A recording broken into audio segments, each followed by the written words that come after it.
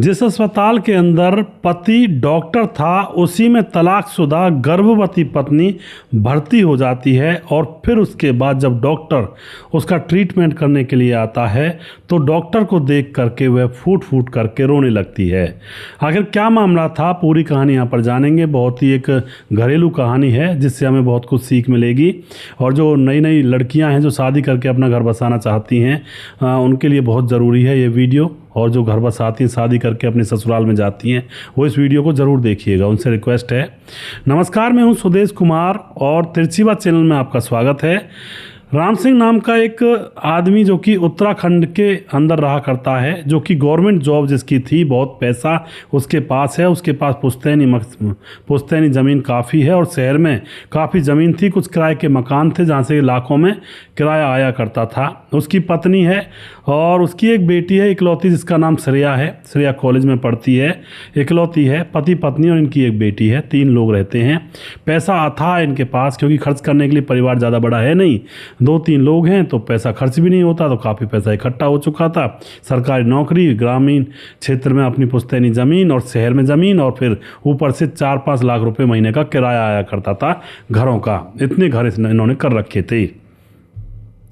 अब जो माँ बाप होते हैं बेटी से बहुत प्यार करते थे और बेटी से जब ज़्यादा प्यार करते थे तो इनकी बेटी श्रेया लाड बावली हो जाती है और प्यार पा करके बिगड़ जाती है। महंगे शौक़ हुआ करते उसके, महंगे कपड़े और महंगे जूते, हर चीज़ महंगी महंगी हुआ करती, महंगी महंगी गाड़ियों में घूमना। और जो पिता होता बिल्कुल रोकता भी नहीं था, सोचता था कि इकलौती बेटी है, इसके लिए तो है सब कुछ, जो भी कुछ हमारे पास है घूमने दो, अपना एंजॉयमेंट करने दो। इस तरह से माँ बाप थे। अब उसकी ग्रेजुएशन कंप्लीट हो जाती है तो अब जो पिता होते हैं वे सोचते हैं कि अब इसकी शादी कर देनी चाहिए, क्योंकि लड़की का काम ऐसा था, रात को मन किया तो रात को निकल गई, 10 बजे मन किया कह गई मम्मी पापा मैं जा रही हूँ दोस्तों के साथ, निकल गई, चाहे तो सुबह तक नहीं आई, और मन करे तो सुबह की निकली है, 2-2 दिन तक आई नहीं है, दोस्तों के साथ घूम रही है। इस तरह का इसका सिस्टम था। कंप्लीट जैसी ग्रेजुएशन हो जाती है तो इसके माँ बाप इसकी शादी के लिए, अब जब इसकी ग्रेजुएशन हो जाती है तो माँ बाप इसकी शादी की तैयारी में जुट जाते हैं। लेकिन श्रेया कहती है कि मैं पापा अभी शादी नहीं करूंगी, अभी तो ऐसे में ज़िंदगी में मौज लूँगी और अभी और पढ़ूंगी। पढ़ना लिखना तो क्या था दोस्तों, मौज लेने के सिस्टम था ये। लेकिन माँ बाप कहते हैं बेटी अब तुम्हारी उम्र हो गई है और जहाँ तुम्हारी शादी करवाएंगे ना हम, वहाँ पर हम उन लोगों से कह देंगे कि हमारी बेटी को पढ़ने देना अभी। और यह बात सुनकर के श्रेया सोचती है कि चलो ये भी ठीक है। और उसके बाद यह भी कहती है कि पापा मैं वहाँ पर भी ऐसे ही रहूँगी, कहीं मेरे ऊपर कोई रोक टोक ना लगाए। तभी वह कहता है पिता तो चिंता मत कर, अपने दोस्त के बेटे के साथ तेरी शादी करवा रहा हूँ और दोस्त मेरी बात नहीं मानेगा तो किसकी बात मानेगा, तो चिंता मत कर। यानी कि फुल सर पर चढ़ा रखा था बेटी को। और फिर उसके लिए लड़का पसंद किया जाता है जिसका नाम होता है पंकज। पंकज जो कि दोस्त का बेटा था, खेती बाड़ी का काम किया करते, ज़्यादा अमीर नहीं थे, मध्यवर्ती परिवार था। और जो बेटा था मतलब लड़का था पंकज, वह डॉक्टर की पढ़ाई कर रहा था। उसके घर वाले जैसे तैसे उसके लिए इंतजाम करके उसकी पढ़ाई का खर्चा उठा रहे थे। उसके साथ श्रेया की शादी कर दी जाती है, काफ़ी देन दहेज दिया जाता है, कोई प्लॉट वगैरह भी खरीदा जाता है अलग से श्रेया के नाम पर। इसी तरह से होता है दोस्तों बड़े लोगों की शादी में। गाड़ी भी दी जाती है घूमने फिरने के लिए, श्रेया को नई गाड़ी दी जाती है, बाकी 3-4 गाड़ियाँ उसकी पहले से घर में थी। अब दोस्तों शादी हो जाती है तो शादी के बाद जो श्रेया होती है वह अब अपने पति के घर पर जाती है तो वहाँ पर पहले तो उसको घर पसंद नहीं आता है। जी इतना छोटा घर, कितना गंदा घर, इस तरह से वो कहती है। मगर फिर जो वह सास ससुर थे वो उससे बहुत प्यार करते हैं। बेटी देखो तुम्हारे पापा बहुत ज़्यादा अमीर हैं, हम तो इतने ज़्यादा अमीर नहीं है, मध्यवर्ती परिवार है, अब तुम जैसा घर है ऐसा ही इसमें ही रह लो और आगे तुम कमाओ और मेरा बेटा भी कमाएगा हमारा, और फिर अपना अच्छा सा घर बना लेना, हमारी तो इतनी ही औकात थी जितना बना पाए हैं। अब श्रेया चुप लगा जाती है, चलो ठीक है जैसा भी कुछ है, बात को आई गई कर देती है। मगर दोस्तों वहाँ पर भी उसके वही ठाठ थे। ठाठ क्या थे, या तो रात को 10 बजे हुए हैं और एकदम से घर से निकल रही है गाड़ी में कि मैं अपने दोस्तों के पास जा रही हूँ। अब दुल्हन है घर की, घर में उसका पति है पंकज, रात को काम दाम करने के बाद दिन में रात को सोते हैं, एक दूसरे के साथ टाइम स्पेंड करते हैं। लेकिन उसी टाइम पर वो गाड़ी की चाबी उठाई, मैं घूमने के लिए जा रही हूँ, आधे कपड़े पहने और आधा नंगा शरीर, और गाड़ी को लेकर निकल जाया करती। अब तो पंकज देखता रह जाया करता, ये कहाँ गई, घर वाले देखते रह जाया करते, ये क्या बवाल है। अब पहले झेल रहे थे कि समझा देंगे चलो आएगी, उसके बाद कभी दिन में निकल जाती, मन करे 3 बजे निकल गई, मैं जा रही हूँ, मुझे घूमने के लिए जाना है, शॉपिंग करने जा रही हूँ। और इस तरह से उसका सिस्टम वहाँ पर बिगाड़ रखा था उसने अपना। बहू ऐसे थोड़े करती हैं, बहुएँ थोड़ा अपने परिवार का ख्याल रखती हैं जहाँ पर वह जाती हैं ब्याह करके। अब तो इन चीज़ों को देख करके जो पंकज होता है वो उसको खूब समझाता है और कहता है कि देखो ये बहू ऐसा नहीं करती, गांव वैसे हमारा यहाँ पर सभी लोग पूछते हैं कि तुम्हारी पत्नी रात को 10 बजे कहाँ जा रही थी गाड़ी से। अब कुछ लोग तुम्हें गंदा समझेंगे कि वो कहीं ऐसी जगह पर तो नहीं जा रही।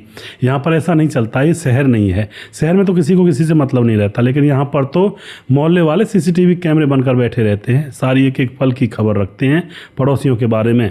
लेकिन वह नहीं मानती है और बिल्कुल पति कहता मर्यादा में रहो, लेकिन वह मर्यादा जानती ही नहीं है क्या होती है मर्यादा, क्योंकि उसके पिता ने उसको बिगाड़ रखा था। पति ये भी कहता है कि हम किसान लोग हैं, हम आराम से रहते हैं, लेकिन वो नहीं मानती, इन चीज़ों से परे है वो।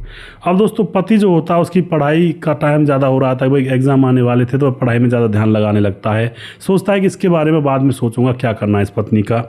और इधर दोस्तों जो पत्नी होती है लगातार इसी तरह से घर से निकल जाया करती, कई बार तो वह 2-2 बजे गई है पार्टी करने के लिए।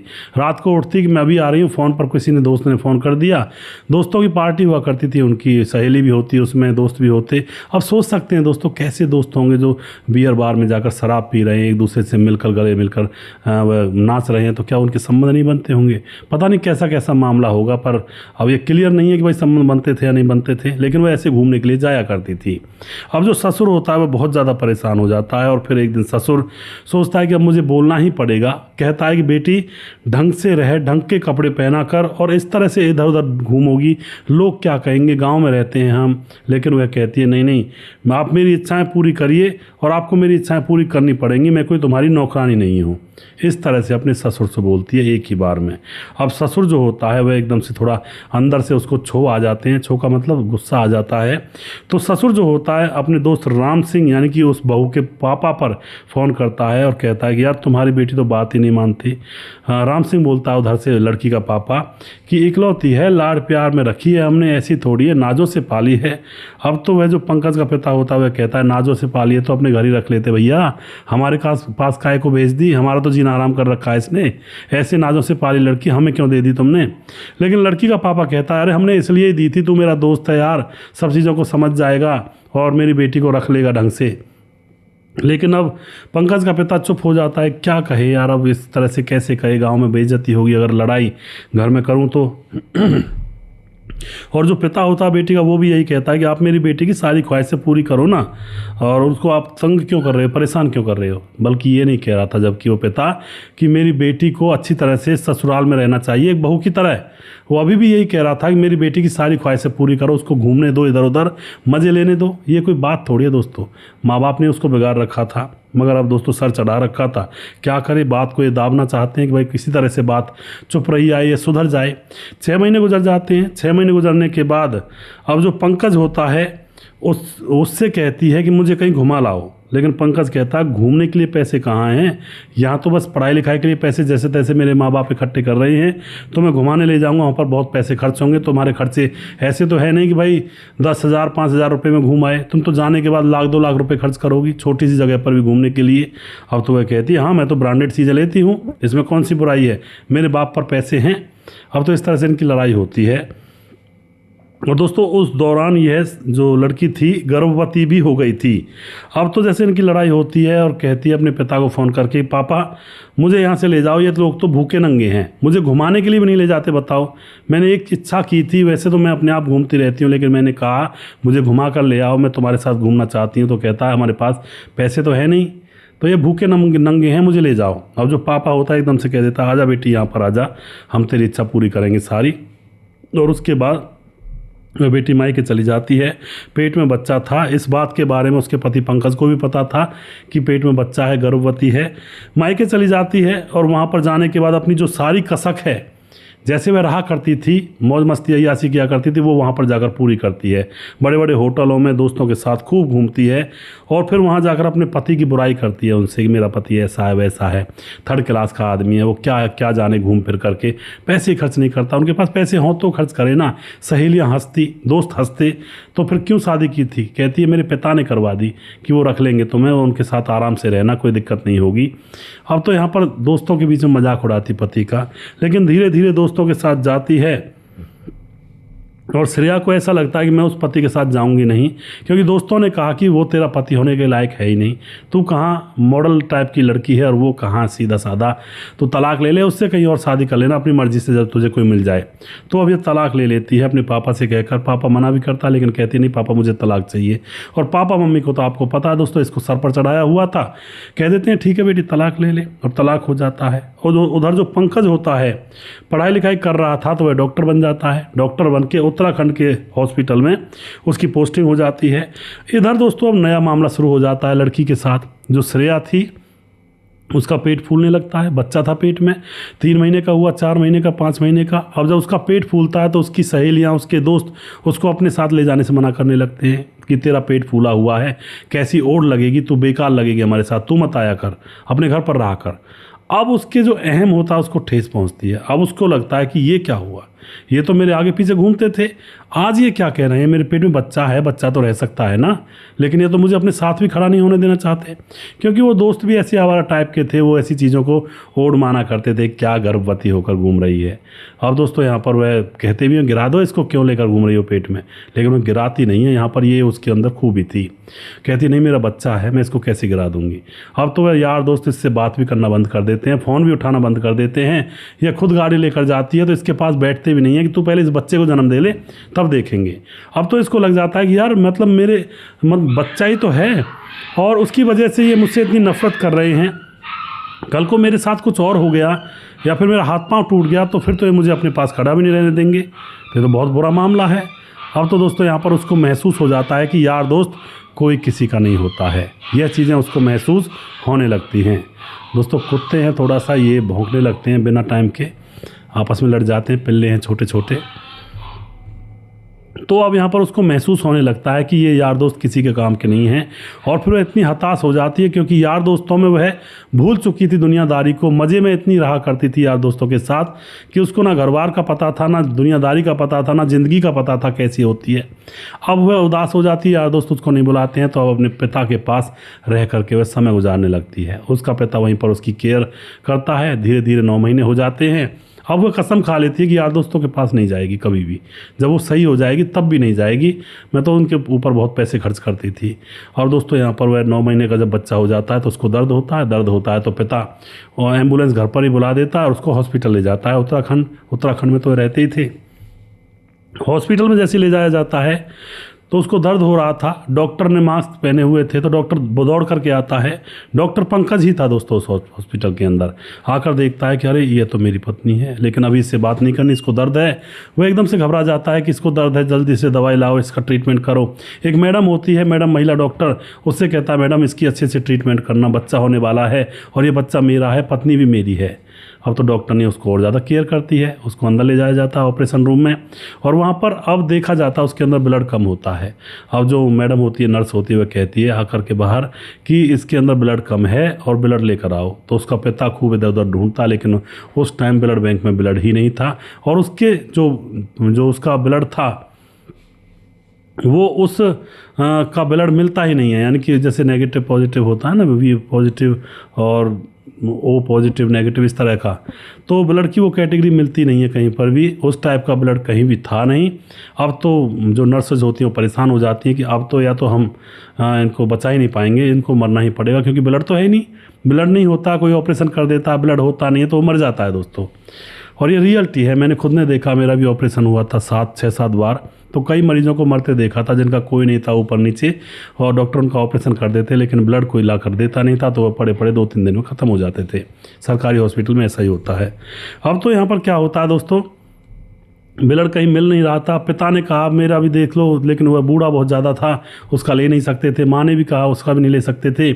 अब तो डॉक्टर जो होता है, जिसका नाम होता है पंकज, उसका जो ब्लड ग्रुप होता है वह देखता है कि मेरा ब्लड ग्रुप क्या है, मेरा ब्लड ग्रुप तो मुझे पता है, लेकिन इसका ब्लड ग्रुप क्या है। जैसे ब्लड ग्रुप मैच करता है तो पंकज के ब्लड ग्रुप से मैच हो जाता है।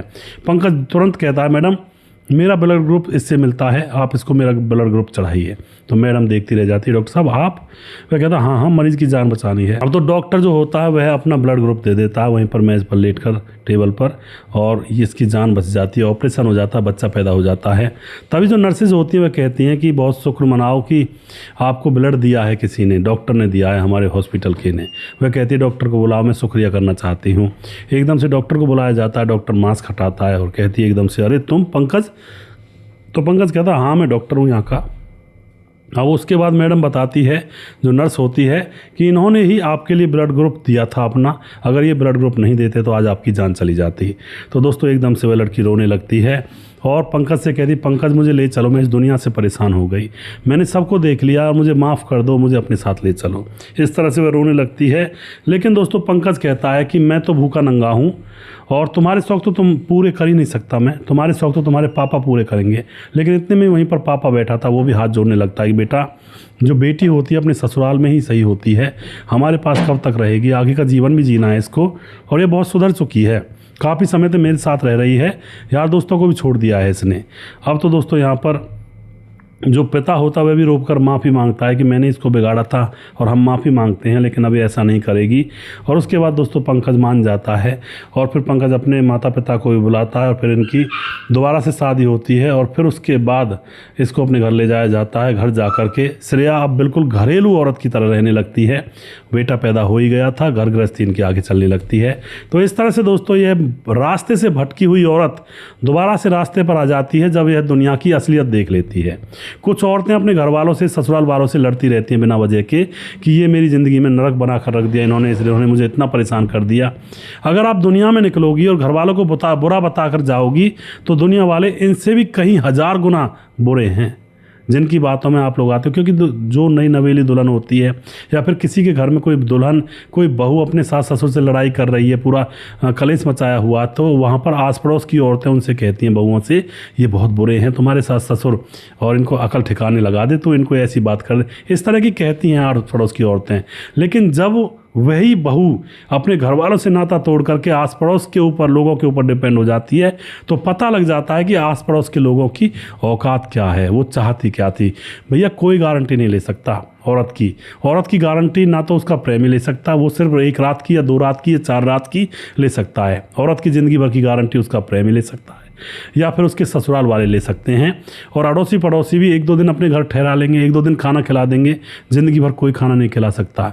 और अपने सास ससुर ही अपने बेटे की पत्नी को ज़िंदगी भर अपने घर में रख सकते हैं, खाना खिला सकते हैं, उसकी उल्टी सीधी सुन सकते हैं। वरना तो आप देख लीजिए, जो लोग आपको सिखाते हैं आपके घर को बिगाड़ने के लिए, आप उनके ऊपर डिपेंड होकर देखिए थोड़ी बहुत देर के लिए, भाई मैं अपने सास ससुर को छोड़ रही हूँ और तुम मेरी पूर्ति पारो। देखते हैं कितने दिन पूर्ति करते हैं। बस जब तक वो पूर्ति करते हैं, जब तक तुम्हारे घर में उनको कलेश करवाना होता है।